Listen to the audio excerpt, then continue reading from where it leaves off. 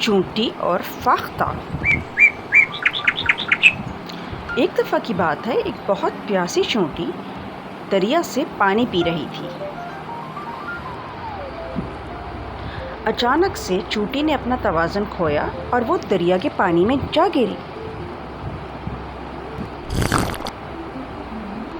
مدد مدد مدد، چونٹی چلائی مگر کوئی اس کی آواز نہیں سن سکا۔ ایک فاختہ جو قریبی درخت پر بیٹھی تھی، اس نے چونٹی کو دیکھا کہ وہ مشکل میں ہے۔ اس نے جلدی سے ایک پتا درخت سے توڑا اور اس کو پانی میں پھینک دیا۔ مدد مدد مدد، چونٹی جلدی سے اس پتے پہ سوار ہو گئی۔ اس نے فاختہ کا شکریہ ادا کیا کہ اس نے اس کی زندگی بچائی۔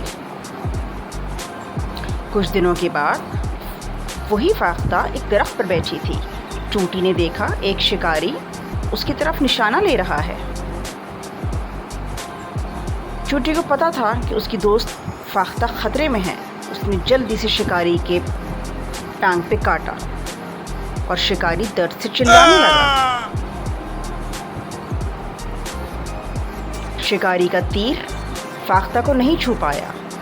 اس دفعہ چونٹی نے فاختہ کو بچایا۔